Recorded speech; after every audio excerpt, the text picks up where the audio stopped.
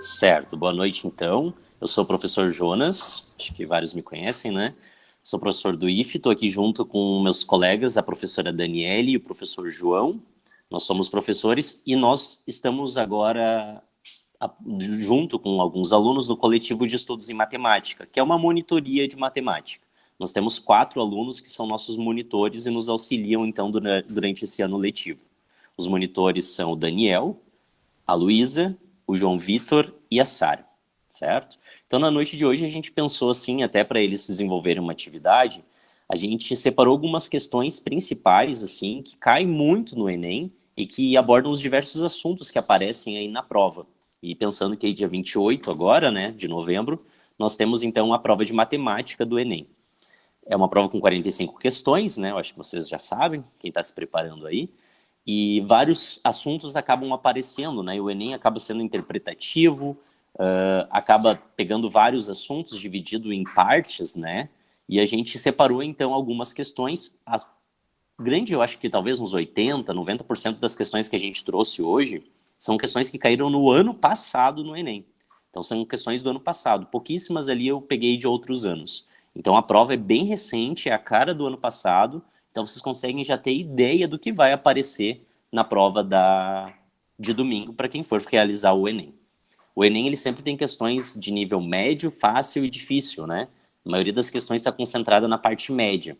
Tem questões que são fáceis, que tu consegue resolver rapidamente, e tem questões ali com grau de dificuldade um pouquinho a mais. E só para comentar, assim, né? Quando vocês forem fazer o Enem, vocês têm que focar nas questões que são fáceis e médias. Essas são as questões que vocês não podem errar. Pro Enem, pro Enem, e até logicamente, né? Não faz sentido o aluno que erra as questões fáceis e médias e acerta a difícil, por chute, né? Chutou lá uma questão difícil e acertou. Mas errou a questão que era ali só para ler o texto e ver qual era a opção certa, né? Bem interpretação matemática. Aí o Enem já detecta, ó, esse aluno aqui não está muito coerente. E aí acaba recebendo uma pontuação baixa, certo? Então o Enem, ele prima por questões fáceis e médias. Essas são as questões que vocês devem ir melhor. Óbvio, as questões difíceis deixa para depois, para resolver com calma e quebrar mais a cabeça, que tem questões que vai levar mais tempo de cálculo mesmo, certo? Então a gente separou hoje essas questões para vocês, eu vou encaminhar novamente ali, tem gente chegando, né? No final do nosso encontro eu encaminho também para vocês. Estou encaminhando o PDF com as questões que a gente separou para resolver do Enem. E também estou encaminhando o canal, que é onde eu posto as aulas, né? Eu vou postar ali daí para vocês. Se vocês quiserem assistir novamente o nosso encontro de hoje, vocês podem assistir novamente. Então tem o PDF das questões e tem as questões que a gente separou por hoje. A forma que a gente pensou nas questões foi pegando um pouquinho de cada assunto para a gente ir revisando e observando o que cai no Enem, certo? Lembrando que são grande parte das questões do ano passado aí, então vocês já podem ter ideia do que aparece no Enem. Fechou? Qualquer dúvida vocês podem perguntar no final, a gente tira dúvidas com vocês. E é para ser uma conversa, né? Os bolsistas aí vão conversando com a gente, explicando algumas questões e a gente vai mostrando os assuntos variados que aparecem na prova de matemática. Combinado? Então vamos lá, bom trabalho pra gente.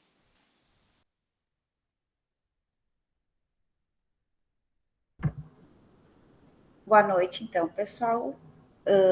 O Jonas vai compartilhar a tela aqui com a gente das questões. E eu vou ler o enunciado das questões, as primeiras, e os bolsistas vão nos ajudando aí a responder.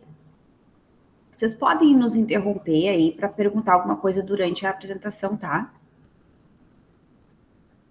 Não sei se eu falei, mas eu sou a professora Daniele, tá?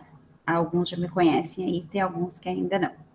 Então, a primeira parte vai tratar sobre questões de grandezas proporcionais, gráficos e tabelas. Tá? A primeira questão diz o seguinte: a pesquisa nacional por amostra de domicílios, PNAD, é uma pesquisa feita anualmente pelo IBGE, exceto nos anos em que há censo. Em um ano, foram entrevistados 363 mil jovens para fazer um levantamento sobre suas atividades profissionais e ou acadêmicas. Os resultados da pesquisa estão indicados no gráfico. Então, tem ali jovens em atividade entre 15 e 29 anos, porcentagem. Tem 4 colunas, a primeira diz somente estuda, a outra trabalha e estuda, a outra somente trabalha e a outra não trabalha nem estuda. De acordo com as informações dadas, o número de jovens entrevistados que trabalha é. Então, a Sara vai nos auxiliar aí na resolução agora, tá? Boa noite, gente. Não sei se vocês estão me ouvindo. Sim, Sara, tá tranquilo. Okay. Essa primeira questão é bem fácil de se fazer. Primeiro, nós temos que observar que eles pedem as informações, o número de jovens entrevistados que trabalha. Então, nós olhamos ali no gráficozinho e vamos pegar só os que trabalham. Que, em caso, são o 13,6 e o 45,2. Depois disso, o bom é a gente somar as duas porcentagens para a gente ter uma porcentagem total ali, que é 58,8. Nós podemos resolver por regra de 3 ou cortando zeros. Nesse caso aqui, a gente cortou primeiro os zeros que estão ali no 100, que é aquele 100, tem que se lembrar que é 100%. Então, aqui dali é 58,8%, vezes o 363 mil, que é o número de jovens que foram entrevistados no total. Nós cortamos ali os dois zeros do 100 com os zeros do 363 mil. E também temos que lembrar ali que nós temos uma vírgula. Então, assim que a gente for fazer a multiplicação, o número vai ter que sair, que vai ser ali o zero.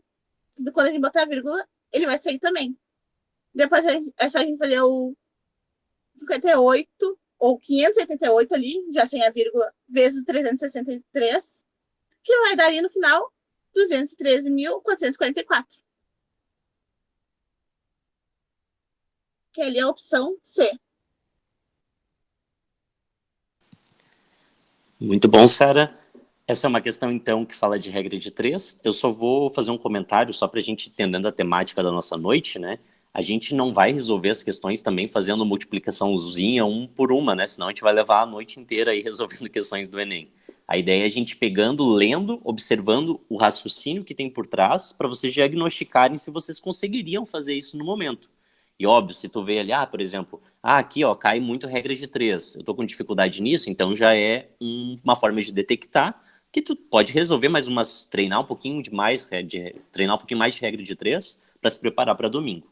Então o nosso intuito dessa noite também é a gente ver os problemas e compreender através deles o que a gente precisa ter de conhecimento, certo? E depois vocês vão ter também a apresentação e dá para conferir as contas e vocês treinarem isso durante a semana até o dia da prova. A próxima questão diz o seguinte: um administrador resolve estudar o lucro de sua empresa e, para isso, traça o gráfico da receita e do custo de produção de seus itens, em real, em função da quantidade de itens produzidos. Então, ali no X está a quantidade de itens produzidos e no Y, os reais. O lucro é determinado pela diferença entre a receita e o custo. O gráfico que representa o lucro dessa empresa em função da quantidade de itens produzidos é. Nessa é o Dani que vai nos ajudar. Beleza, pessoal. Consegue me ouvir direitinho? Tranquilo. Beleza. Essa é uma questão de interpretação de gráfico que a gente pode analisar ela de duas maneiras. Seguinte, se vocês verem bem no gráfico, nós temos certas quantidades de produtos bem destacadas, como 5, 10, 15, 20, 25 e 30. E em cada desses valores de quantidade de produtos, há um respectivo valor em reais. Então, como a questão ela quer descobrir o gráfico do lucro dessa empresa, a gente pega a quantidade de itens produzidos e fazemos o valor da receita menos o custo. Então, nós começamos com o 5. No 5, nós temos que a receita é R$5 e que o custo também é R$5. Então, se nós fizermos a receita menos o custo, nós teremos um lucro de R$0, ou seja, não obteve nem lucro nem prejuízo. Então, o primeiro ponto no gráfico seria o 0. Seguindo, nós temos 10 produtos. Ali, nós temos que a nossa receita é R$25 e que o nosso custo é R$45. Aí, fazemos 25 menos 45, isso dará menos 20. Então, quer dizer que nós obtivemos, então, um prejuízo de menos R$ 20. Seguimos para a próxima quantidade de produtos, que vai ser 15. E aí o custo vai ser R$ 40 e a receita também R$ 40. Isso, e o Jonas já me ajudou ali, que simplesmente por analisar esses dois primeiros valores, nós já poderíamos erradicar, né, todas as outras questões e nos sobraria diretamente A. Por quê? Porque nenhum outro gráfico ele colabora com esses dois valores que a gente acabou de achar. Se vocês ficassem com dúvida em torno dessa questão, poderíamos seguir com todos esses valores determinados, né? Eu já tinha escrito ali e fica determinados com todos. E se vocês analisassem o gráfico da questão A, seriam exatamente esses valores que estão marcados nesses pontos específicos. Mas, claro, a gente ali simplesmente olhando dois valores já achamos o gráfico necessário. Então, isso já faria vocês economizarem um tempo que pode ser valioso, né, comparado a outras questões. A alternativa A é a correta.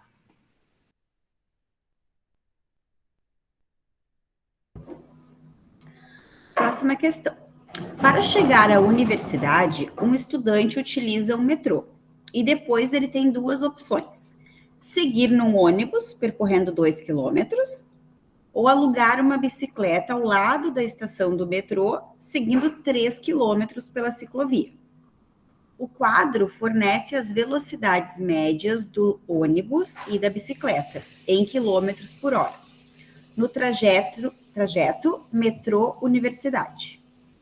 Aí tem ali os dias da semana e a velocidade média de cada condução. A fim de poupar tempo no deslocamento para a universidade, em quais dias o aluno deve seguir pela ciclovia? Então, quem vai nos ajudar nessa é a Luísa. Dá para me ouvir bem? Sim. Tá. Então, nessa questão ali, a gente tem que ele precisa percorrer 2 quilômetros de ônibus, né? E 3 quilômetros de bicicleta para chegar até a universidade. Então, a gente tem que testar os dias. Então, a gente pega quantos quilômetros por hora ele faz em cada dia ali, em cada meio de transporte, para descobrir quais dias ele vai ir mais rápido pela ciclovia, né? Então, a gente vai usar aqui a regra de 3. Segunda, ali na tabela, mostra que ele faz 9 km por hora. Então, para fazer 2 km, ele vai levar X horas ali, né? Então, faz a multiplicação cruzada da regra de 3. E essa regra de 3 vai dar 2 sobre 9. E aí, agora, a gente faz com a bicicleta. Que ali na segunda-feira ele faz 15 km por hora. E para fazer 3 km, vai ficar X. E o resultado da regra de 3 fica 1 sobre 5 ali no final. Aí agora é igual o Daniel falou, pra gente poupar um pouco o tempo no Enem e não ficar fazendo a divisão das frações ali. Para descobrir qual que é o menor, a gente faz uma multiplicação cruzada nessas frações. Então, faz ali 1 vezes 9, e aí ele fica ali do lado esquerdo, né? E 2 vezes 5, que fica 10. Então, no caso, o 9 é o menor, ou seja, o tempo de bicicleta é menor na segunda-feira. Assim, a gente já consegue eliminar as alternativas B, D e E, que não tem a opção de segunda-feira ali, né? Então, agora a gente está entre a A e a C. Então, eu vou direto testar a quarta-feira.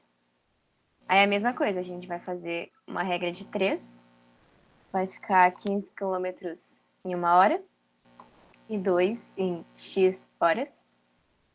E a divisão final ali vai ficar 2 sobre 15.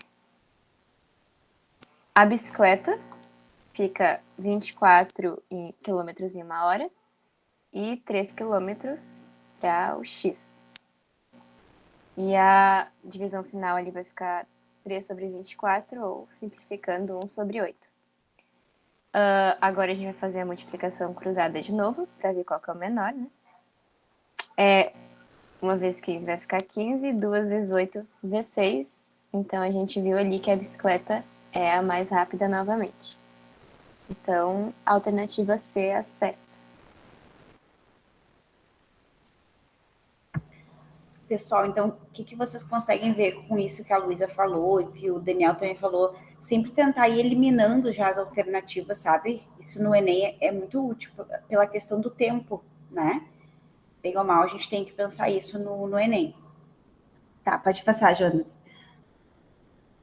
Então, uma empresa de ônibus utiliza um sistema de vendas de passagens que fornece a imagem de todos os assentos do ônibus, diferenciando os assentos já vendidos por uma cor mais escura dos assentos ainda disponíveis. A empresa monitora permanentemente o número de assentos já vendidos e compara-o com o número total de assentos do ônibus, para avaliar a necessidade de alocação de veículos extras. Na imagem, tem-se a informação dos assentos já vendidos e dos ainda disponíveis em determinado instante. A razão entre o número de assentos já vendidos e o total de assentos desse ônibus no instante considerado na imagem é... Acho que agora é o João que vai fazer essa... Sim, senhor. Ó, ele fala que é a razão entre o número de assentos vendidos e os assentos totais. A razão nada mais é que uma divisão.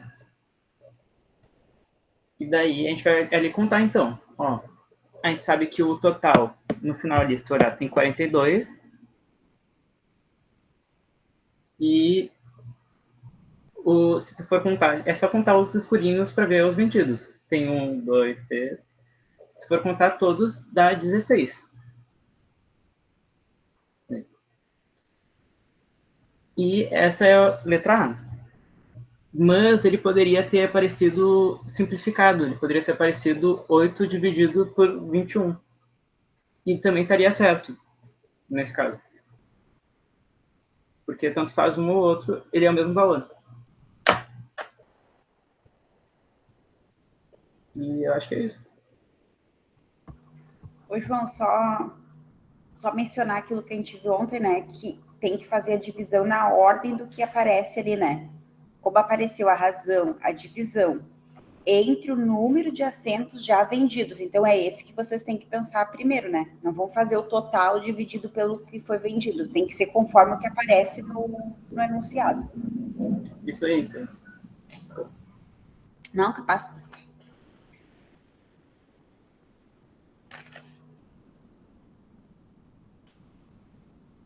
Certo. Vamos ver. Um pé de eucalipto em idade adequada para o corte rende, em média, 20.000 folhas de papel A4. A densidade superficial do papel A4, medida pela razão, de novo, ó, da massa de uma folha desse papel por sua área, é de 75 gramas por metro quadrado. E a área de uma folha de A4 é 0,062 metro quadrado. Nessas condições, quantos quilogramas de papel rende, em média, um pé de eucalipto? Eu acho que esse é o João de novo. Isso é.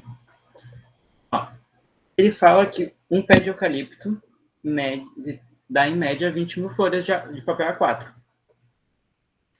A área de uma folha é de 0,062 metros quadrados.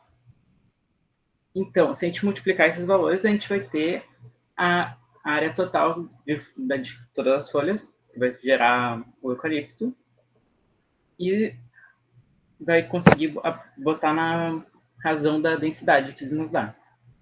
No caso, a área ali dá 1.240 metros quadrados. Aqui, ele diz aqui, ó, ele diz ali em cima, a densidade é a razão da massa pela sua área. Então, é massa dividido pela área. E ele diz também que a densidade é de 75 gramas por metro quadrado. Então, se a densidade é de 75 ali o grama e metro quadrado são só as grandezas que é para cada... É uma medida para cada grandeza. E daí é só a gente fazer na razão ali o cálculo, que é 75, a densidade, que é igual a massa dividido pela área que a gente tem em metros quadrados, que é 1.240. Daí, calculando, vai dar 93.000 a massa. Só que a massa está em gramas, porque está em cima da densidade. E 1 quilograma é igual a 1.000 gramas. Então, são 93 quilogramas, que é a letra E.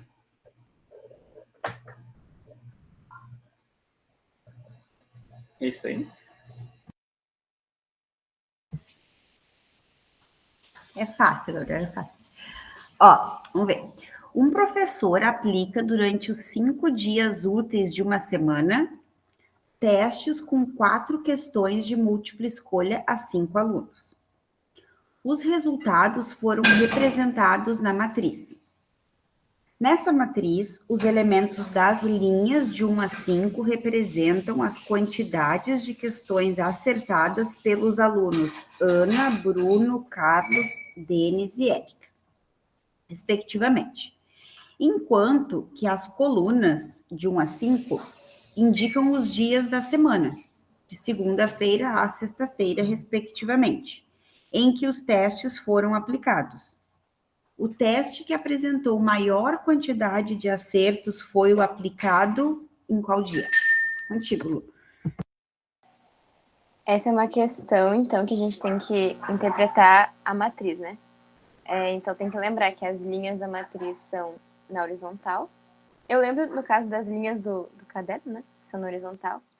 E as colunas na vertical. Daí também dá para lembrar que, sei lá, né? Num prédio, as colunas, elas são de pé, né?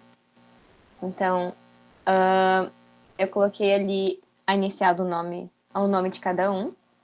E nas colunas, de 2 a 6, ali, os dias da semana. Então, o problema é saber qual dos dias que teve mais acertos, né, dos alunos. Então, se os dias são representados pelas colunas, a gente só precisa somar elas de cima para baixo, assim. E o primeiro fica 11, e os outros dias vão dar 10, a soma. Então, na segunda-feira tiveram mais acertos, que é a letra A.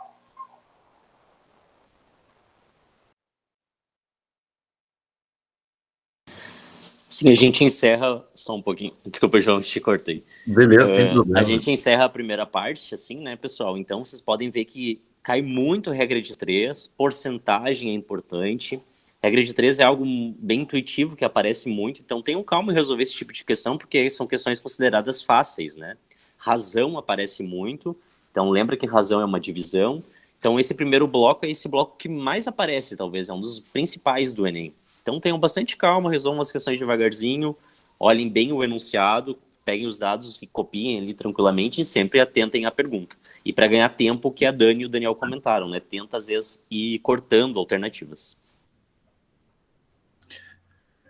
Então vamos lá. Olá, pessoal, boa noite para todos.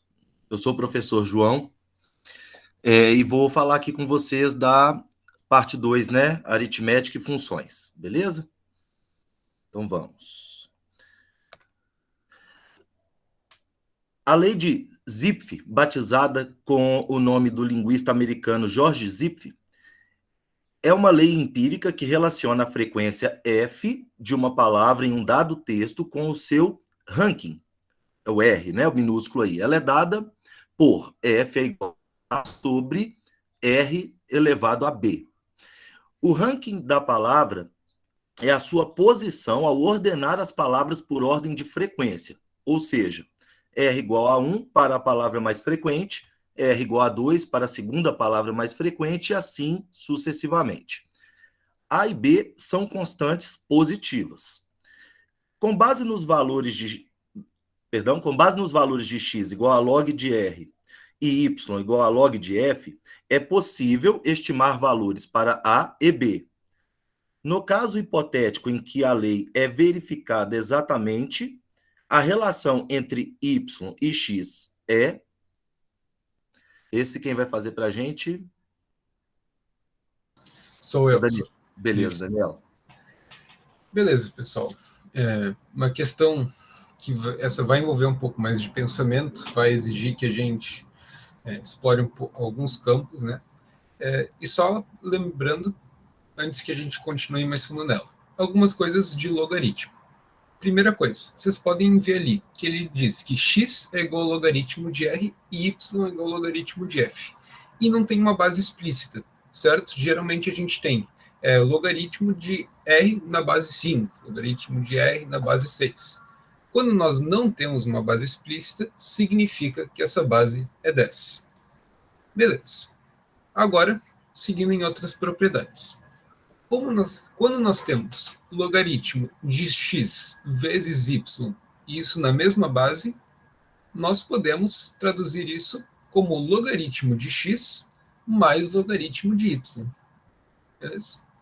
Quando nós temos logaritmo de x dividido por y, isso na mesma base, nós podemos escrever como logaritmo de x menos logaritmo de y.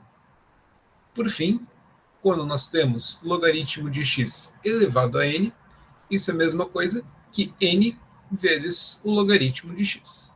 Propriedades importantes para a gente resolver essa questão. Beleza. Agora, vamos ver o que a questão pede. No caso hipotético, em que a lei é verificada exatamente a relação entre y e x é.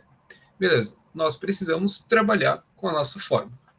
Temos que f é igual a sobre r elevado a b. Beleza. Como isso é uma igualdade, nós podemos aplicar logaritmo em ambos os lados. Então, como que vai ficar isso?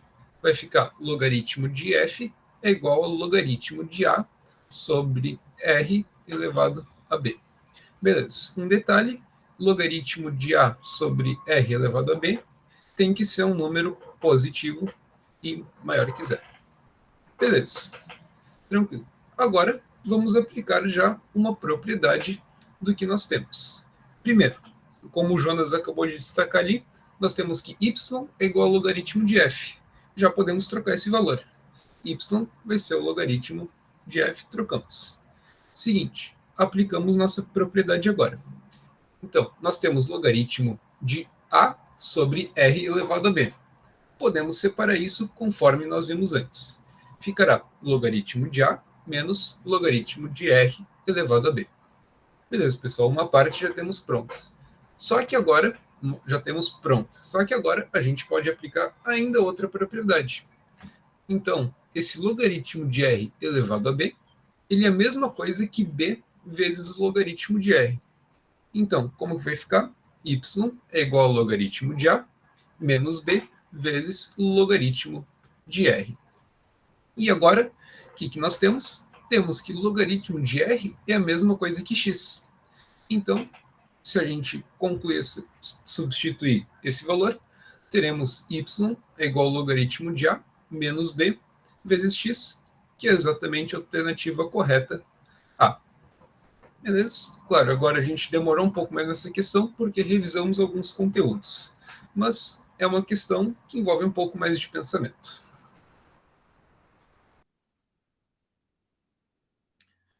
Então, vamos continuando. Uma pessoa precisa comprar 15 sacos de cimento para uma reforma em sua casa.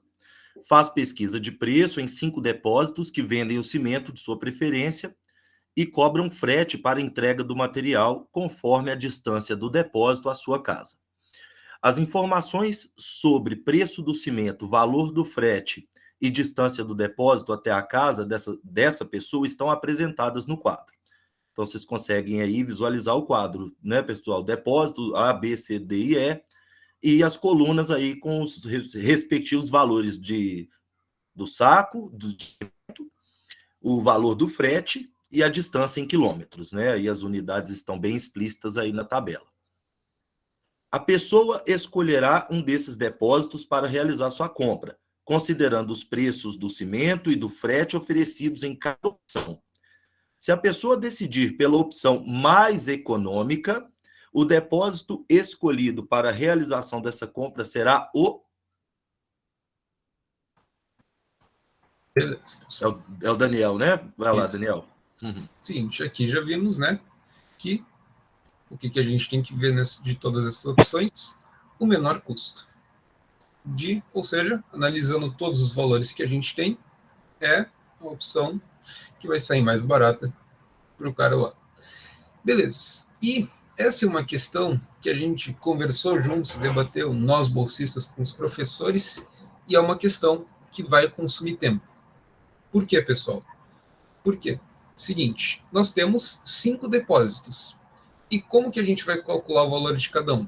Se a pessoa vai comprar 15 sacos de cimento, nós temos que pegar ali, que nem o Jonas acabou de escrever, 15 vezes o valor do saco de cimento, mais o valor do frete para cada quilômetro, vezes a distância entre a casa e o depósito, que é a nossa função.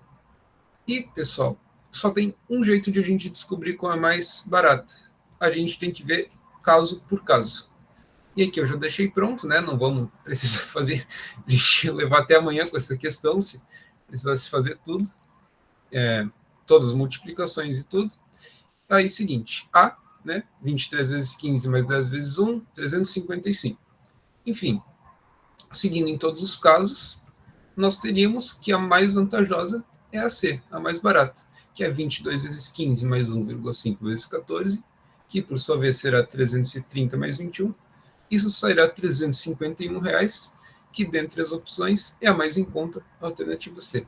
Pessoal, eu e a Luísa falamos antes, né, que tem algumas questões que a gente pode salvar tempo. A gente salva tempo em algumas questões para poder ter mais tempo para fazer umas dessas, pessoal. Porque, né, isso aqui é cálculo. É fácil, mas consome tempo. Por isso que é bom a gente ter essa organização. E está resolvida a questão, a alternativa C é a correta. Bacana, Daniel. Vamos lá. Próxima questão é: um grupo sanguíneo ou tipo sanguíneo baseia-se na presença ou ausência de 2 antígenos, A e B, na superfície das células vermelhas do sangue. Como 2 antígenos estão envolvidos, os 4 tipos sanguíneos distintos são: tipo A, apenas o antígeno A está presente. Tipo B, apenas o antígeno B está presente. Tipo AB, ambos os antígenos estão presentes. E o tipo O, nenhum dos antígenos está presente. Foram coletadas amostras de sangue de 200 pessoas e, após análise laboratorial, foi identificado que em 100 amostras está presente o antígeno A. Em 110 amostras, há a presença do antígeno B. E em 20 amostras, nenhum dos antígenos está presente. Dessas pessoas que foram submetidas à coleta de sangue, o número das que possuem tipo sanguíneo A é igual a... Beleza, pessoal. Ok. Essa é uma questão que envolve conjuntos. Beleza? E uma questão bem tranquila no geral. O que nós precisamos ver? Primeiro, a gente tem que 200 pessoas foram entrevistadas. E ele já nos dá alguns detalhes. Ele nos dá que as pessoas que não possuem nenhum dos antígenos, que é um total de 20 pessoas que não possuem nenhum dos antígenos. Certo? Já temos isso. Ele diz também que 100 pessoas têm o antígeno A no sangue e 110 pessoas possuem o antígeno B no sangue. Beleza? Agora, só para vocês verem, por que a gente tem que cuidar um pouco? Seguinte, nós temos 100 pessoas com o A, 110 pessoas com o B e 20 pessoas com o O. Isso foram 200 pessoas entrevistadas. Se a gente somar todos esses valores, isso daria um total de 230 pessoas, o que não faz sentido, né? Então, e por que essa soma fica estranha assim? Porque é o seguinte, dentro dessas 100 pessoas que possuem antígeno A e essas 110 pessoas que possuem antígeno B, existe um grupo que possui os dois antígenos. E por isso que a gente tem que aplicar a seguinte conta para descobrir o número de pessoas que possuem esses dois antígenos. Nós chamaremos esse grupo de pessoas que possuem o A e B de X. Aí é o seguinte, como que a gente vai ver?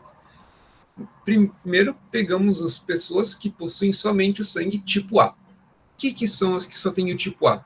É 100 menos X, porque é 100 menos o grupo de pessoas que também possuem antígeno B. E pensando da mesma maneira, somente para o antígeno B, nós vamos ter 110 menos X. X sendo as pessoas que também possuem antígeno A. Agora, nós pegamos todos esses valores que conhecemos e simplesmente somamos eles e isolamos o X. Então, o que nós temos? Aqui, já tinha deixado inclusive com cores, para ser bem tranquilo de ver isso. Vai ficar 100 menos X mais 110 menos X mais 20, igual a 200. E o que vai resultar isso? 230 menos X igual a 200. Passei o X para a direita para ele se tornar positivo e trouxe 200 para a esquerda. Vai ficar 230 menos 200 igual a X. Por fim, 30 é igual a X. E esse é o número de pessoas que possuem tanto o antígeno A quanto o antígeno B no sangue. Agora, pessoal, uma coisa bem importante para cuidar. Seguinte, o que é anunciado nos PET? Dentre essas pessoas que foram submetidas à coleta de sangue, o número das pessoas que possuem o tipo sanguíneo A é igual a. O que pode pensar, né? O tipo sanguíneo A, beleza, são aquelas que têm o antígeno A no sangue, beleza? E ele já disse antes, são 100 pessoas. Mas não. Isso aqui é uma questão que envolve prestar atenção no anunciado, porque ela te diz que do tipo que as pessoas que possuem o sangue tipo A têm apenas o antígeno A presente. Então, para que parte do nosso conjunto nós temos que olhar? Justamente esse conjunto de pessoas que possui somente o antígeno A, 100 menos X, que é igual a 70, alternativa C. E é esse o resultado da questão. É isso aí, Dani. Questão clássica de conjuntos, né? Bom, adiante. O valor cobrado por uma corrida de táxi é calculado somente... Não, desculpa, perdão. É calculado somando-se a bandeirada, um valor fixo que é cobrado em qualquer corrida, a um valor variável, que depende da distância percorrida. Uma empresa de táxi cobra pela bandeirada o valor de R$ 4,50. Para corridas de até 200 metros, é cobrada somente a bandeirada. Para corridas superiores a 200 metros, é cobrado o valor de 2 centavos de real para cada metro adicional percorrido.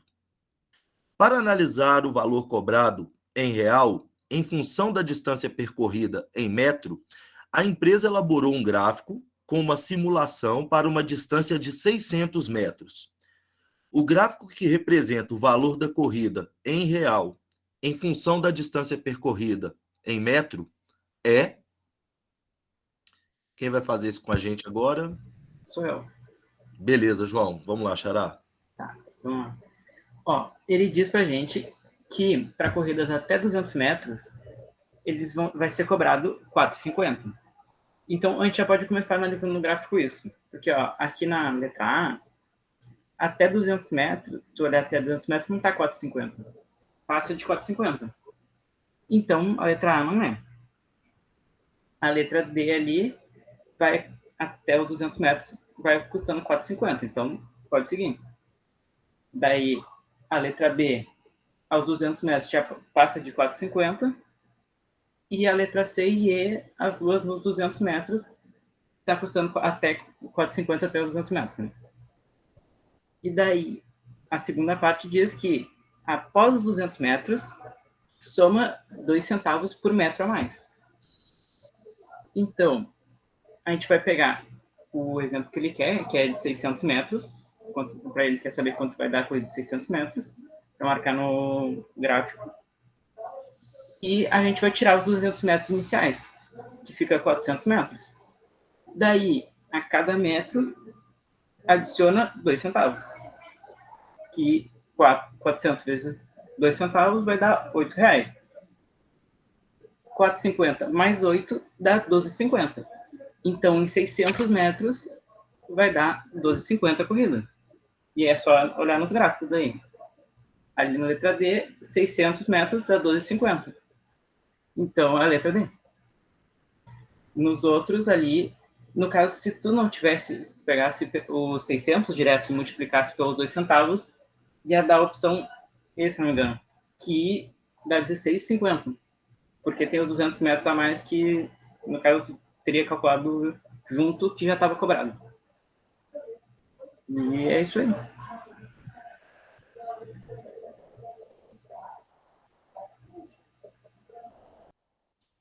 Muito bem, João. Vamos continuando, então. Um laboratório realizou um teste para calcular a velocidade de reprodução de um tipo de bactéria. Para tanto, realizou um experimento para observar a reprodução de uma quantidade X dessas bactérias por um período de 2 horas. Após esse período, constava no habitáculo do experimento uma população de 189.440 da citada bactéria. Constatou-se, assim, que a população de bactérias dobrava a cada 0,25 hora. A quantidade inicial de bactérias era de... Esse é o Dani, né? Isso. Foi a deixa. Beleza. Tranquilo, pessoal. O que a gente tem que fazer nessa questão? Ele nos dá uma quantidade inicial X de bactérias. Ele nos diz que a cada 0,25 horas, ou seja, 15 minutos, né, só por via de dúvida, essa quantidade de bactérias vai dobrar. Então, aqui a gente já vai estabelecer uma relação. Passadas 0,25 horas, a gente vai ter 2 vezes a quantidade inicial, ou seja, 2x. Passadas 0,5 horas, a gente vai ter 2 vezes isso, 4x. 0,75 horas, 8x. 1 hora, 16x, e assim por diante, certo? Ele sempre vai dobrando. Aí o seguinte, então, isso quer dizer que em 2 horas, né, se a gente for fazendo esse cálculo, essa população se tornou 256 vezes maior que a inicial. E ele justamente nos diz que após esse período de 2 horas, havia uma população de 189.440 bactérias. O que isso quer dizer? Isso quer dizer que se nós pegássemos a população inicial e multiplicássemos essa por 256, obteríamos uma população de 189.440 bactérias. Agora, utilizando a matemática que a gente já conhece, a gente passa esse 256 que está multiplicando x, dividindo os 189.440 e, portanto, nós obteremos que a população inicial de bactérias é 740.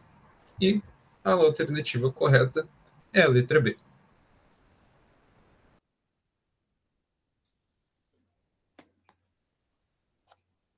Beleza. Então vamos prosseguir aí. Os movimentos ondulatórios periódicos, né, são representados por equações do tipo, mais ou menos, né, o A que multiplica o seno de WT mais θ, que apresentam parâmetros com significados físicos importantes, tais como a frequência, W aí que é dado por 2π sobre T, em que T é o período. A é a amplitude ou deslocamento máximo. E θ é o ângulo de fase, que aí ele está entre 0 e 2π sobre W, né? Incluindo 0 e excluindo 2π sobre W, que mede o deslocamento no eixo horizontal em relação à origem no instante inicial do movimento. O gráfico representa um movimento periódico, P em função de T, em centímetro, em que P é a posição da cabeça do pistão do motor de um carro em um instante T, conforme outra figura. E aí nós temos um gráfico aí com uma senoide, né? Enfim. A expressão algébrica que representa a posição P da cabeça do pistão em função do tempo T é... Bom, vamos lá então. Isso aí, Luísa. Primeiro, a gente já consegue começar ali descobrindo o valor do W, que o Jonas colocou ali, né? Que é 2π sobre T, igual tá no enunciado. e que T é o período. E o período é ali onde o desenho começa até onde ele termina para começar um desenho igual de novo ali. Uhum. Então, olhando no gráfico ali, o desenho vai até π. Depois ele começa o mesmo desenho de novo. Então, o T, que é o período, é igual a π. Aí, fazendo ali a conta, vai ficar 2π sobre π, que vai dar 2. Aí, a gente tem ali que o A é a amplitude. Então, é o máximo que o desenho do gráfico vai ali. E é 4, então, como a gente pode ver. E o θ é o deslocamento ali no eixo x, ou seja, nessa linha horizontal ali, da função seno. E como a função ela não foi deslocada ali no eixo x, porque dá para ver que ela começa no zero ali, a origem de todos esses movimentos ali, então o ângulo vai ser zero também, né? O θ. Então, o início do deslocamento é ali no zero, por isso que o θ é zero. Então, a gente consegue anular a alternativa D e a E ali, porque o seno é zero, né? Então, não pode dar π sobre 4 como tem ali. A C não pode ser também, porque o W é 2, se na C ele tá como 4. Então, ficou entre a A e a B. Como o A indica a amplitude do gráfico, né? Como eu falei antes, é o máximo ali que ele vai no desenho, o A ele é positivo sempre que ele começa para cima. Então, se fosse negativo, é como se a função tivesse iniciado de cabeça para baixo do que está no desenho, né? Ela começaria para baixo. Então, como ela começa subindo, é positivo. Então, só pode ser a letra A.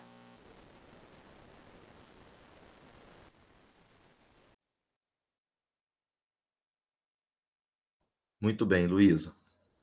Próxima questão, pessoal.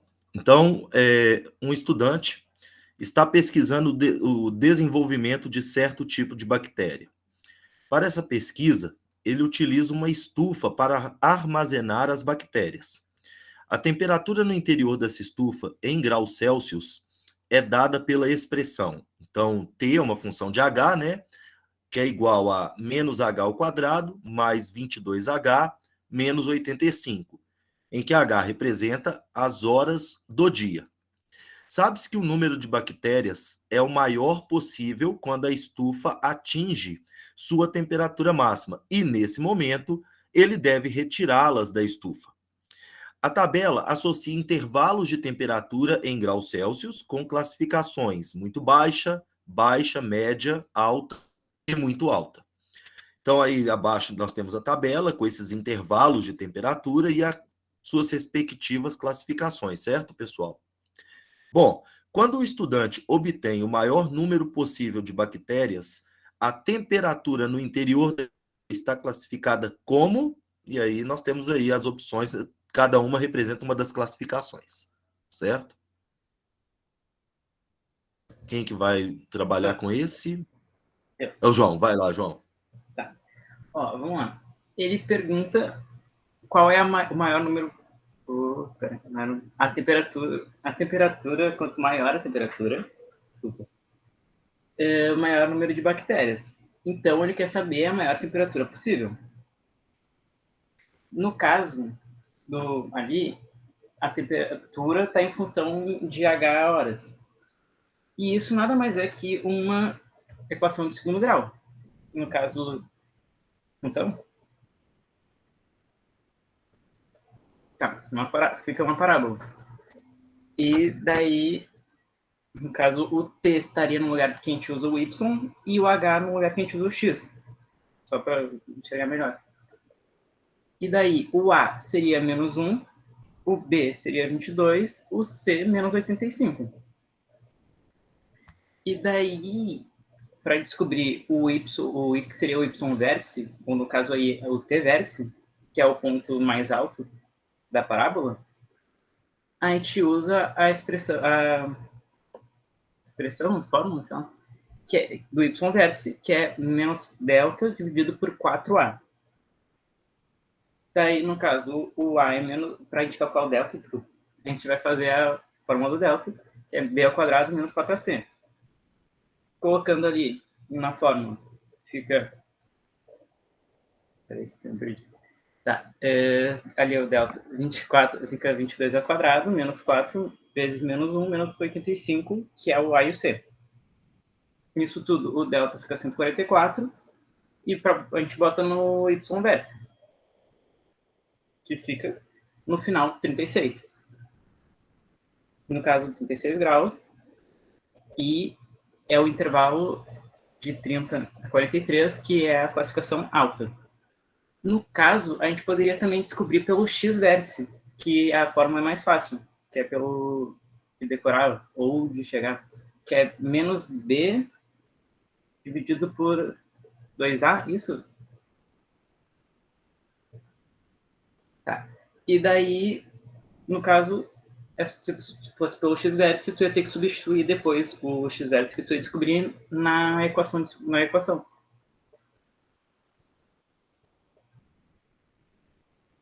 Então, e tu ia chegar na mesma resposta.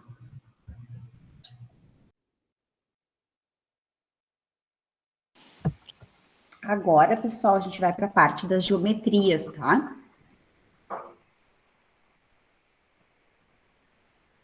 Vamos lá, vamos ver se eu vou saber ler esse enunciado aí.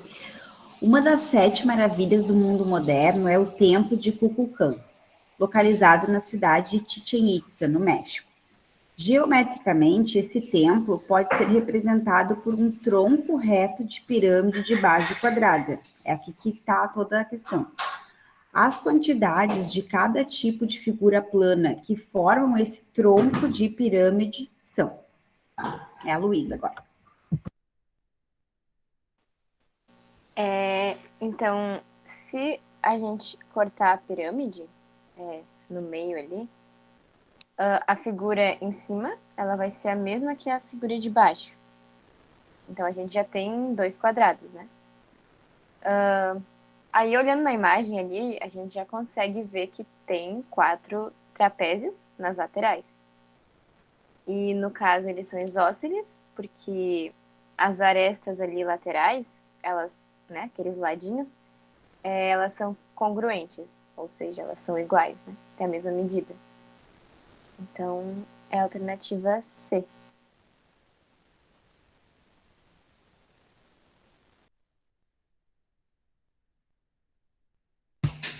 Ok. Pesquisadores da Universidade de Tecnologia de Viena, na Áustria, produziram miniaturas de objetos em impressoras 3D de alta precisão. Ao serem ativadas, tais impressoras lançam feixes de laser sobre um tipo de resina, esculpindo o objeto desejado. O produto final da impressão é uma escultura microscópica de 3 dimensões, como visto na imagem ampliada. A escultura apresentada é uma miniatura de um carro de Fórmula 1 com 100 micrômetros de comprimento. Um micrômetro é a milionésima parte de 1 metro. Usando notação científica, qual é a representação do comprimento dessa miniatura em metro? Eu acho que é o João, essa. Isso é. Ó, ali na questão diz que 1 micrômetro é a milionésima parte de 1 metro. Então, quer dizer que o micrômetro é igual a 1 metro dividido por 1 milhão. E a escultura tem 100 micrômetros. Então, a gente tem que multiplicar por 100 ali, e deve ficar 1 dividido por 10 mil. E daí, disso a gente vai ter que fazer a notação científica, que é botar o 10 com um número elevado do lado. O 10 mil, ele vai virar 10 elevado na 4. Porque 10 vezes 10 é 100, no caso 10 vezes 10 é quadrado. 10 ao quadrado dá 100 vezes 10 ao quadrado. Você sabe? Pode contar só os zeros, né, João? Qualquer coisa. Pode contar os zeros. Fica mais rápido. É mais fácil. E daí só tem que deixar o expoente, expoente, Sônia? Expoente negativo, porque daí ele fica o inverso do número. E daí vai ficar 1 vezes 10 a menos 4, que é a letra C.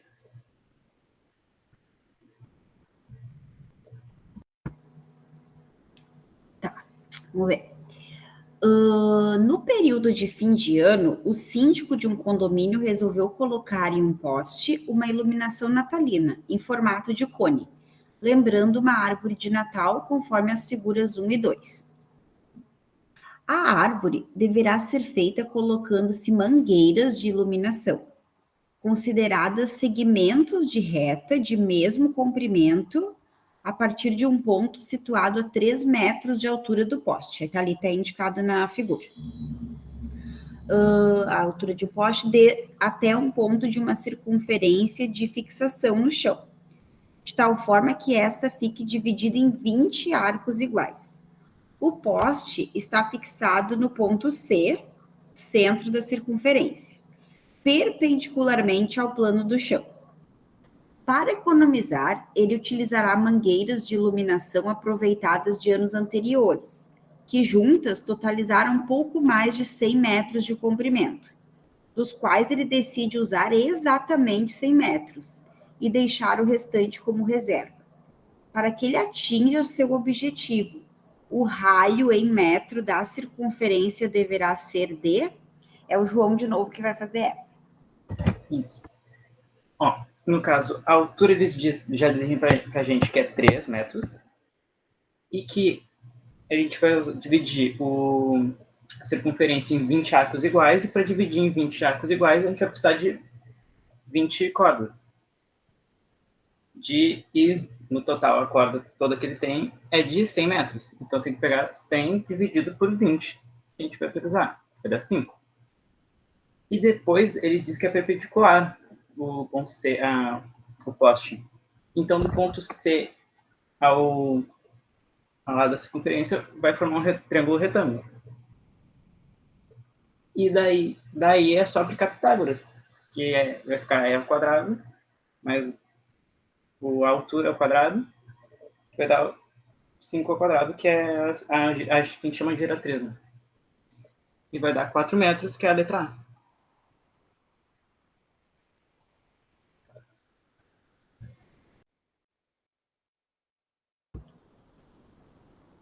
Ok. Posso, Dani, só um pouquinho. Tá. Vou aqui atrapalhar um pouquinho, pessoal, só.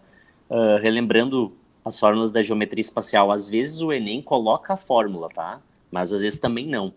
Então, se for um prisma, que é uma caixa, ou se for o cilindro, e pedir para vocês calcularem o volume, é só fazer a área da figura que está no chão vezes a altura, certo? Lembrando que a área de um círculo, se for um cilindro, né, no chão vai ser um círculo, né? Então a área da base vai ser a área do círculo, daí tu troca por πr ao quadrado.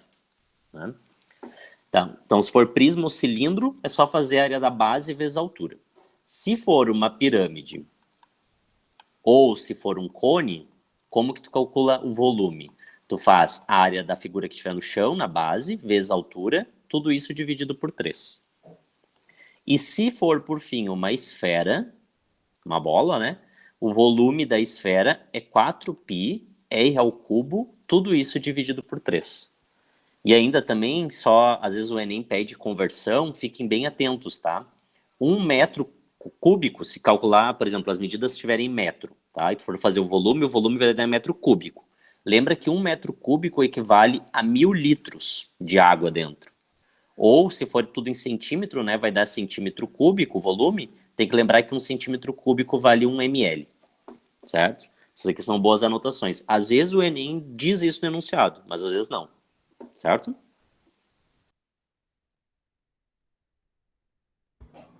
Certo. Então, vamos lá. A figura 1 apresenta uma casa e a planta do seu telhado, em que as setas indicam o sentido do escoamento da água da chuva. Um pedreiro precisa fazer a planta do escoamento da água de chuva de um telhado que tem 3 caídas de água, como apresentados na figura 2. A figura que representa a planta do telhado da figura 2 com o escoamento da água de chuva que o pedreiro precisa fazer é o Dani agora. Isso. Ok, pessoal. Essa é uma questão bem tranquila de análise.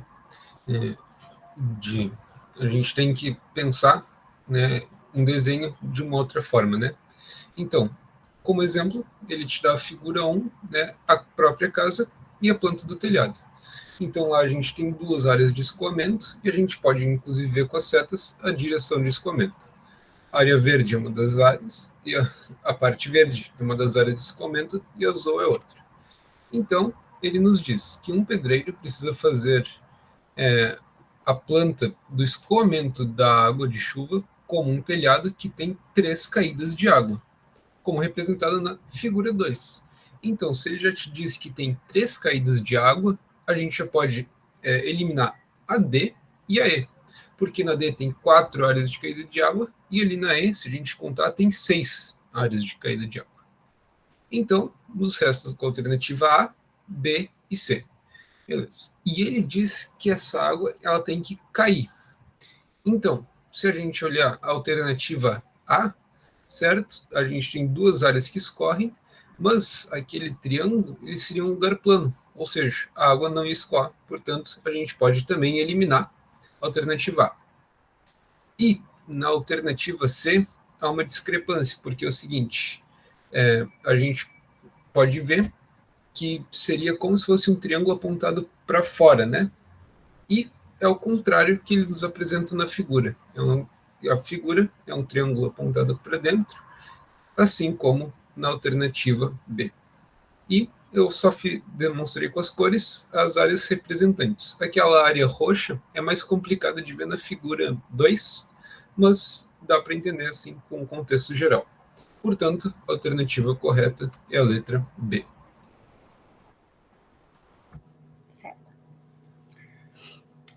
Num recipiente com a forma de paralelepípedo reto, retângulo, colocou-se água até a altura de 8 centímetros e um objeto que ficou flutuando na superfície da água.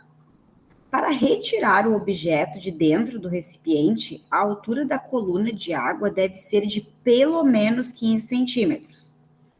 Para a coluna de água chegar até essa altura, é necessário colocar dentro do recipiente bolinhas de volume igual a 6 centímetros cúbicos cada, que ficarão totalmente submersas. O número mínimo de bolinhas necessárias para que se possa retirar o objeto que flutua na água, seguindo as instruções dadas, é de... Luísa? Então, o líquido ele tem que chegar até pelo menos 15 centímetros, né? Como falou ali. E ele tá em 8, então, como o Jonas colocou ali, faltam 7 centímetros. Então, a gente vai ter que descobrir o volume daquele pedaço que falta o líquido subir. Então, para isso, a gente vai ter que calcular o volume daquele pedaço para descobrir quantas bolinhas vão precisar.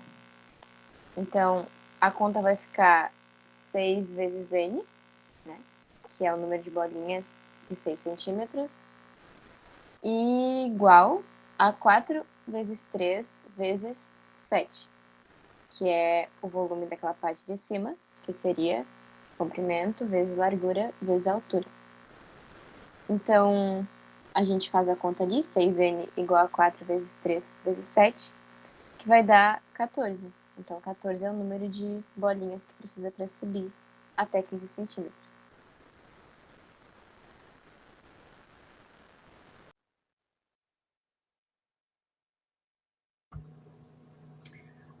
Próxima. Essa é da Luísa também. Pretende-se comprar uma mesa capaz de acomodar 6 pessoas, de modo que, assentadas em torno da mesa, cada pessoa disponha de pelo menos 60 centímetros de espaço livre na borda do tampo da mesa, que deverá ter a menor área possível. Na loja visitada, há mesas com tampos nas formas e dimensões especificadas. Mesa 1, hexágono regular com lados medindo 60 centímetros. Mesa 2, retângulo com lados medindo 130 centímetros e 60 centímetros. Mesa 3, retângulo com lados medindo 120 centímetros e 60 centímetros. Mesa 4, quadrado, com lados medindo 60 centímetros. E mesa 5, triângulo equilátero, com lados medindo 120 centímetros. A mesa que atende aos critérios especificados é a...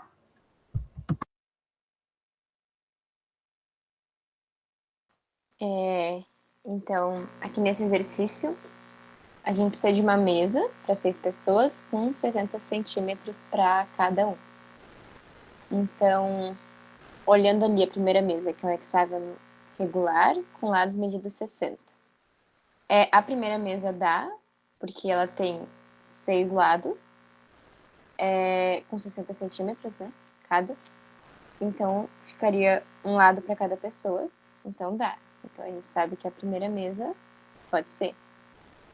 Daí, para descobrir a área dela, então, que ele está pedindo a menor, né? Então, para descobrir a área dela, a gente faz 6L ao quadrado, raiz de 3 sobre 4. Que vai ficar 6 vezes 60 ao quadrado, raiz de 3 sobre 4. E aí vai dar, ali no final, 5.400 raiz de 3. Essa é a área da mesa 1, que é uma mesa que dá. A mesa 2, a gente, olhando ali, até dá, né? Mas, comparando com a 3, que já está ali embaixo, ela é maior, que a mesa 2 é maior que a 3. Então, como ele quer a menor, a gente já pode eliminar a mesa 2. A mesa 4, ela não dá, porque é um quadrado com 60 centímetros de cada lado, então caberiam só 4 pessoas. Então, dá para eliminá-la também. A mesa 5, ela dá 2 pessoas de cada lado ali do triângulo.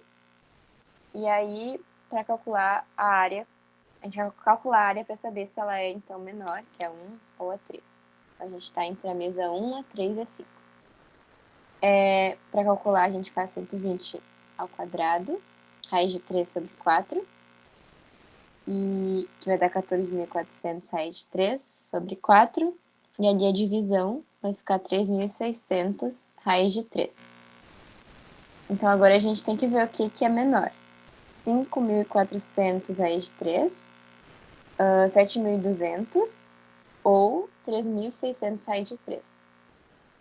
Então, 7.200 a gente já pode eliminar, porque dá para ver que é um número maior. A raiz de 3, né, para a gente não precisar calcular ela, a gente aproxima das que a gente conhece, que são exatas. Então, a gente pode pegar a do 1 e a do 4, né, que são as mais próximas exatas. Então, a raiz de 1 é 1 e a de 4 é 2. Então, quer dizer que a raiz de 3 é um número que é 1, alguma coisa. Então, é menor fazer a multiplicação de 3.600 vezes 1, alguma coisa do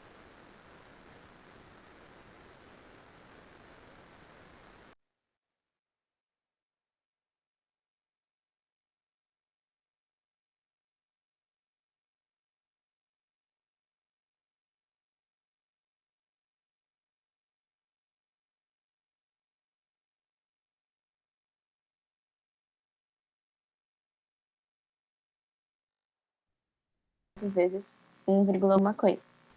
Então, a menor mesa seria assim. Pessoal, o áudio da Luísa está travando para vocês? Só um pouquinho, Luísa. Travou um pouquinho, Jonas. Para mim também. Luísa, só vou complementar então tua resposta, só tenta conectar de novo para depois voltar. Só vou finalizar então a tua fala rapidinho. Então a Luísa estava bem explicando aqui que comparando 7.200 e 3.600 raiz de 3, 3.600 raiz de 3 é menor, porque raiz de 3 é 1 e pouco. Então, para ser maior, 3.600 vezes alguma coisa de 7.200, tinha que ser maior do que 2, né? Porque 2 seria a igualdade. Então, esse valor aqui embaixo é menor. E comparando 3.600 raiz de 3 com 5.400 raiz de 3, óbvio que 3.600 raiz de 3 é menor que 5.400 raiz de 3. Então, a mesa 5 é a menor de todas. Então, resposta, letra I. Então, aqui é importante relembrar a fórmula da geometria plana, né? Tem as fórmulas das áreas. Área de quadrado, basta fazer o lado ao quadrado. Área de triângulo equilátero é L ao quadrado, raiz de 3, tudo isso dividido por 4. A área de retângulo é base vezes altura. E a área de um hexágono regular é 6 vezes a área do triângulo equilátero. Então, lembra do triângulo equilátero? Se tu quiser fazer a do hexágono regular, é só multiplicar por 6. E tá aí a fórmula. Então, essas são fórmulas da geometria plana importantes, que às vezes são necessárias para resolver problemas.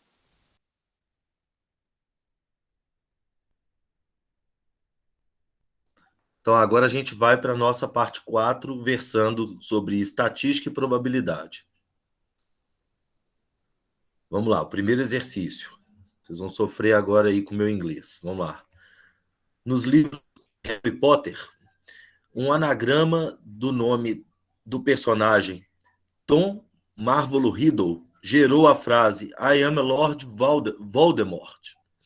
Suponha que Harry quisesse formar todos os anagramas da frase I am Potter, de tal forma que as vogais e consoantes aparecessem sempre intercaladas e sem considerar o espaçamento entre as letras. Nessas condições, o número de anagramas formados é dado por... Esse é a Sara, né? Ok. Bem, aqui nós precisamos primeiro ver que nós temos que formar anagramas e nós temos que dividir, então, vogais e consoantes. Primeiro, nós podemos pegar as vogais, que são mais fáceis de fazer. Nós temos 4 vogais. Isso vai dar um fatorial de 4, ou uma permutação de 4. Depois disso, nós podemos pegar as consoantes. São 5 consoantes. Nós temos que botar elas intercaladas, mas nós temos que notar que nós temos ali o T que ele se repete. Então, ali são 5 consoantes, que vai dar um fatorial de 5, mas nós temos que dividir por um fatorial de 2, por um 2 fatorial. Depois disso, nós precisamos apenas fazer o 4 fatorial vezes o 5 fatorial dividido por 2. Isso ele vai dar 4 fatorial vezes 5 fatorial sobre 2. Nós já podemos ver, mas nós temos que lembrar que o fatorial tem que sempre é um vezes, mas tem que tirar o número, um número depois, até chegar a 1. No caso, o fatorial de 2 é 2 vezes 1. E é isso, mais ou menos. A resposta ali é E.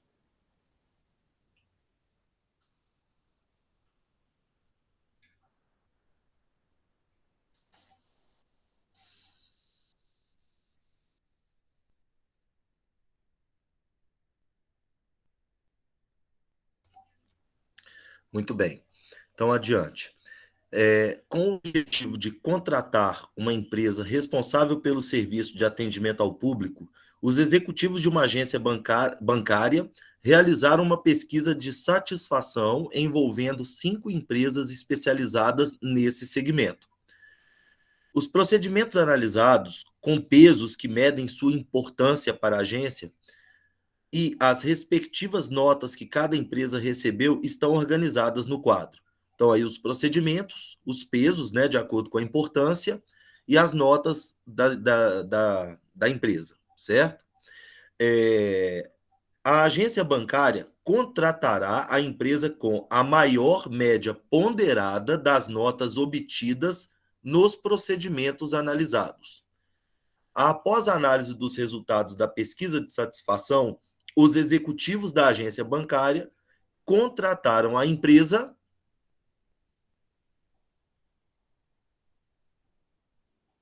Esse é a Sara também? Né, Sara? Tá, aqui nós estamos nos pedindo a média, a maior média ponderada das notas. Que é uma média. O que a gente vai ver aqui? nós vamos ver a empresa. Nós podemos começar aqui com a X. E nós temos que ver a média dela. Tá, ali no primeiro procedimento, que é rapidez no atendimento. A empresa X tirou uma nota 5. Mas tem que multiplicar essa nota pelo 3, que é o peso dela. Daí nós temos mais que uma média, nós temos que somar os valores. Nós temos ali no segundo procedimento uma nota 1. Mas tem que multiplicar pelo 5, que é o peso dela. Mais ali o 2 no último procedimento, vezes o 2, que é o peso dela. Nós temos que dividir tudo isso por 10, que é o total do peso das notas. Depois nós apenas multiplicamos, somamos e dividimos, que nesse primeiro aí dá 2,4 a nota da empresa X. Nessa questão nós temos que fazer em todas as empresas até a gente achar a que tem a maior média, que nesse caso aqui é a X, é a Z, que dá uma média de 3,1.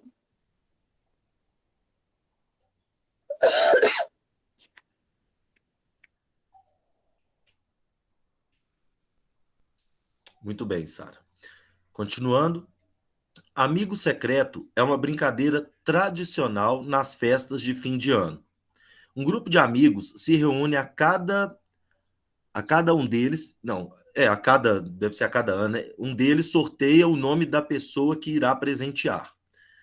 No dia da troca de presentes, uma primeira pessoa presenteia seu amigo secreto. Em seguida, o presenteado revela seu amigo secreto e o presenteia. A brincadeira continua até que todos sejam presenteados, mesmo no caso em que o ciclo se fecha. 10 funcionários de uma empresa, entre eles um casal, participarão de um amigo secreto. A primeira pessoa a revelar será definida por sorteio. Qual é a probabilidade de que a primeira pessoa a revelar o seu amigo secreto e a última presenteada sejam as duas pessoas do casal?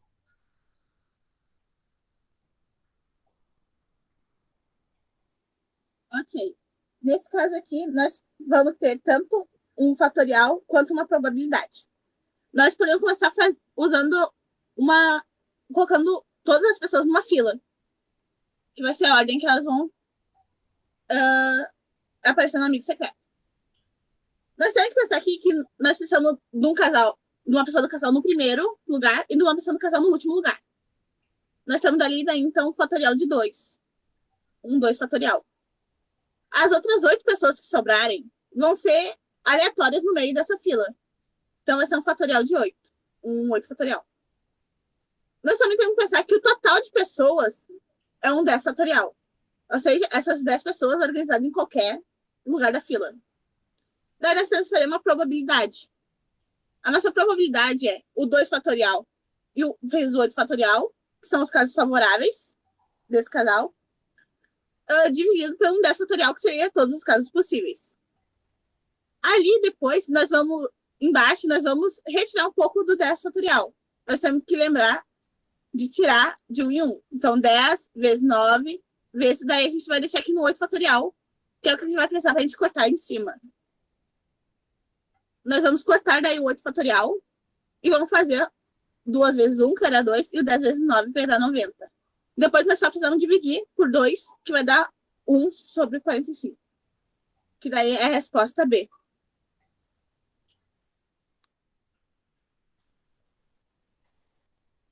Muito bem. Próxima questão. O Estatuto do Idoso, no Brasil, prevê certos direitos às pessoas com idade avançada, concedendo a estas, entre outros benefícios, a restituição de imposto de renda antes dos demais contribuintes. A tabela informa os nomes e as idades de 12 idosos que aguardam suas restituições de imposto de renda. Considere que, entre os idosos, a restituição seja concedida em ordem decrescente de idade e que, em subgrupos de pessoas com a mesma idade, a ordem seja decidida por sorteio. Então, aí segue uma tabela com o nome dos idosos e as suas idades, certo? Nessas condições, a probabilidade de João ser a 7ª pessoa do grupo a receber sua restituição é igual a... Ok. Agora nós temos outro caso de probabilidade. Nós temos que ver, prestar atenção ali, que diz ali que a restrição vai ser concedida em ordem decrescente de idade. Ou seja, vai começar com os que têm a maior idade até os que têm menos idade. Nós podemos ver ali que ali, o Orlando vai ser a primeira pessoa, ele é o mais velho, daí vai ser o Gustavo, a Luana, a Tereza, a Márcia. Daí, quando chegar lá no 7º lugar, nós temos 4 pessoas com a mesma idade, de 75 anos. Nós temos que ver aqui que nós queremos ali a probabilidade do João ser a 7ª pessoa do grupo. Então, o nosso caso favorável entre essas 4 pessoas é o João, que é um dos casos. E os casos totais, os casos possíveis, são as 4 pessoas que estão ali, que é a Heloísa, a Marisa, o Pedro e o João, que é uma probabilidade de 1/4.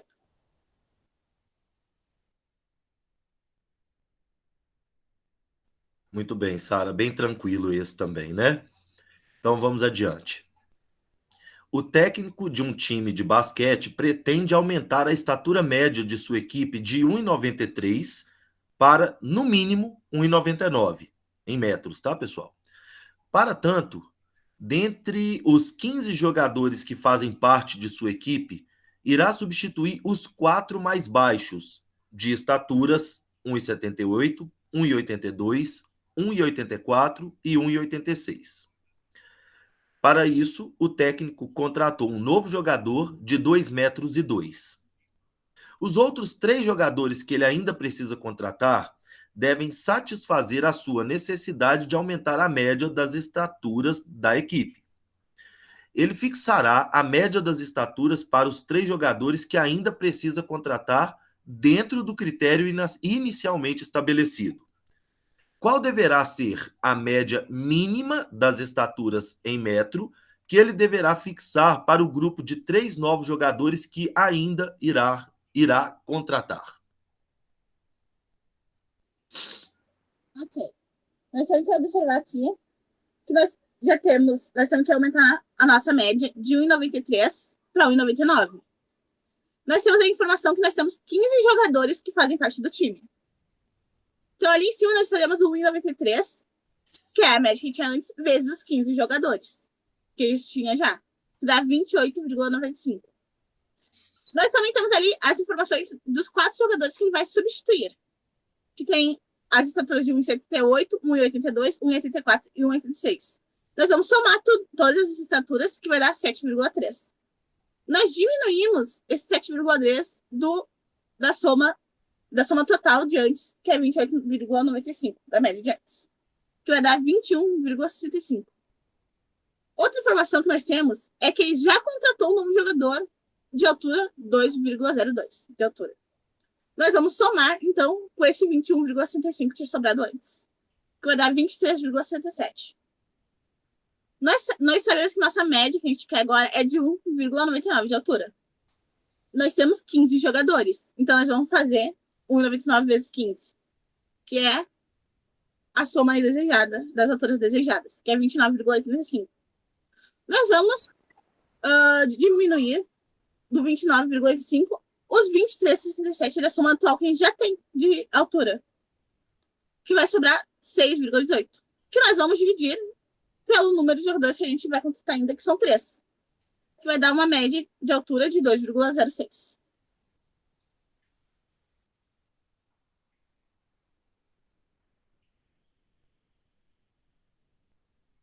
Muito bem. Então, agora, próxima questão. O gerente de uma concessionária apresentou a seguinte tabela em uma reunião de dirigentes.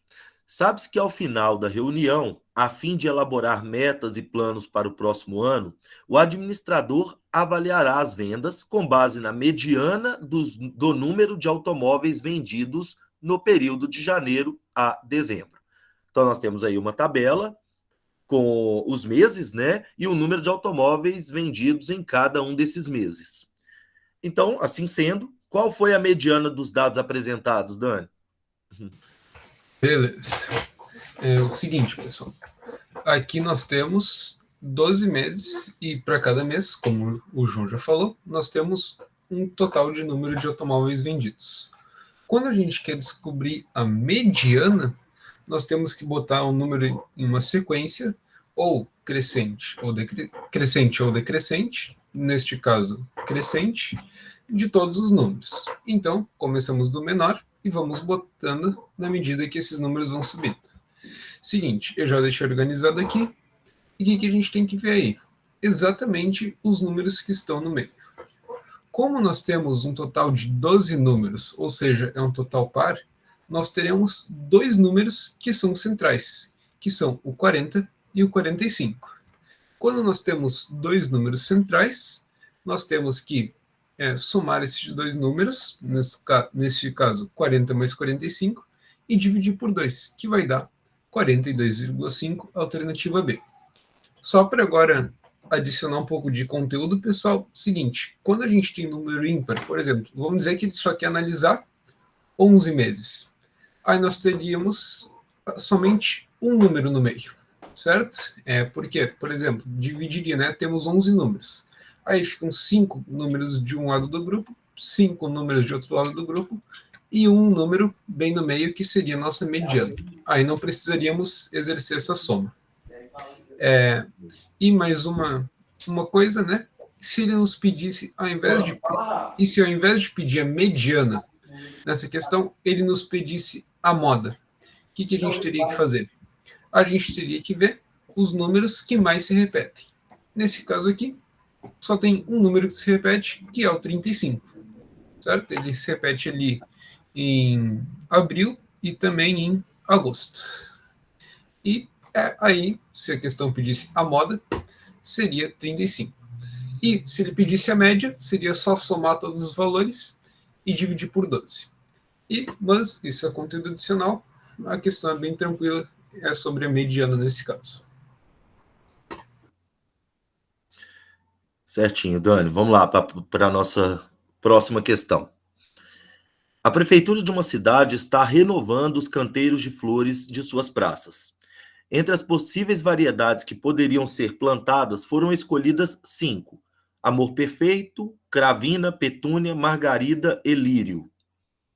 Em cada um dos canteiros, todos com composições diferentes, serão utilizadas somente 3 variedades distintas, não importando como elas serão dispostas. Um funcionário deve determinar os trios de variedades de flores que irão compor cada canteiro. De acordo com o disposto, a quantidade de trios possíveis é dada por... Esse é seu, Sara? Esse é meu. Desculpa, é o do João. Bora lá, Xará. Vamos lá. Não. Ó, ele diz pra gente que tem 5 possibilidades, 5 flores, 5 variedades de flores, e em cada canteiro vai somente 3. E não importa se vai ser a petúnia, a margarida e o lírio, ou o lírio, a margarida e a petúnia entre elas. Não importa se trocar a ordem entre elas. Então, isso é uma combinação, porque tem 3 posições, ali tem 3 posições e 5 variedades. No caso, daí tem a formulazinha ali que tu vai botar as variedades, que é o N, e as posições, que é o 3. Daí, no caso, fica 5 fatorial, 5 menos 3, no caso, entre parênteses, fatorial, e 3 fatorial, que é a letra E. Então, se tu souber a fórmula, tu já é direto ali e marcado.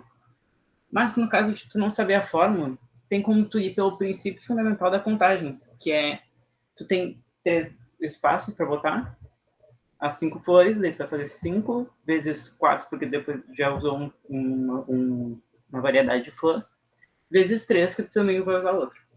Só que acontece, tu tem que dividir, porque não importa se vai ser, como eu falei antes, não importa se vai ser uma depois da outra ou se vai ser outra antes. Então tem que dividir pelo 3 fatorial, que é 3 vezes 2 vezes 1. E daí vai dar 10. E daí é só tu olhar a igualdade, fazer uma igualdade. 10 não é igual a 5, 10 não é igual a 5 vezes 3. E se for seguindo nessa, tu vai ver que a única que dá certo é a letra E. E também tem, no caso, essa é a combinação, porque não importa a ordem. Mas no caso, se importasse a ordem, se a primeira fosse tal, mudasse a ordem, se fosse a primeira, a segunda, a terceira, daí é arranjo. Daí não tem o...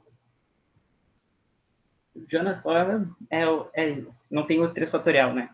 Isso. Essa fórmula aí.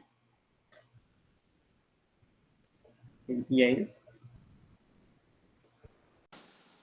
E é isso, pessoal, que a gente separou para nosso encontro de hoje à noite.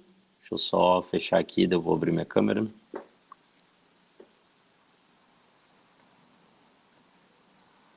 Com o encontro de hoje, a gente espera que a gente tenha revisado os conteúdos principais que vocês têm no Enem. Como vocês viram, a gente conseguiu separar um pouquinho de cada questão, né, para trabalhar todos os assuntos. É muito bacana fazer isso, que tu consegue observar quais são os assuntos que aparecem na prova do Enem.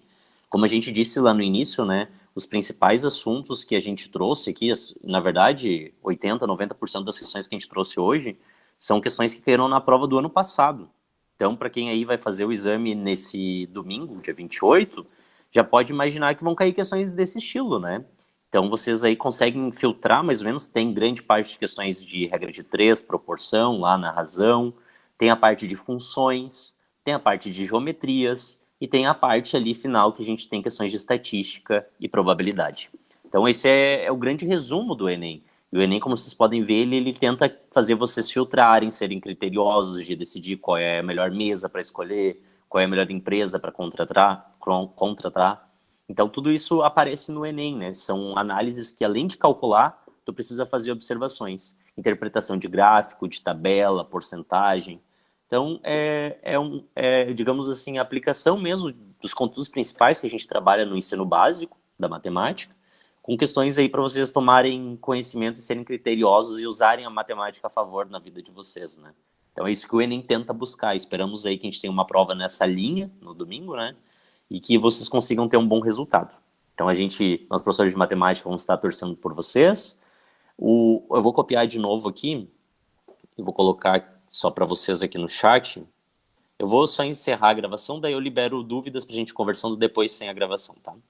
Eu vou só colocar aqui no chat. Quando eu fazer o upload do vídeo, eu coloco também no link o PDF para vocês poderem acessar. Então, quem quer tá ali no chat, o PDF, que tem as questões que a gente resolveu nessa noite de hoje. Se quiser estudar ainda até domingo, né? Dá para tentar resolver. E o link do canal onde eu vou colocar o vídeo depois, se quiser tirar dúvida e assistir novamente. Certo? Então, eu só vou fechar aqui a gravação e daí a gente conversa depois tranquilamente ali, o pessoal que está aqui assistindo ao vivo. Certo? Obrigado por quem vai assistir depois. E o resto a gente conversa daqui a pouquinho. Obrigado, pessoal.